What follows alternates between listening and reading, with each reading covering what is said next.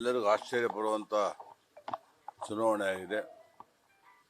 ಬಹುಶಃ ಈ ಬಾರಿ ಶ್ರೀನಿವಾಸ ದಾಸ್ ಕರಿಯಪ್ಪ 5,000 ಮತಗಳ ಅಂತರದಿಂದ ಇನ್ನೂ ಹೆಚ್ಚು ಮತದಿಂದ ಜಯಶೀಲನಾಗ್ತಾರೆ.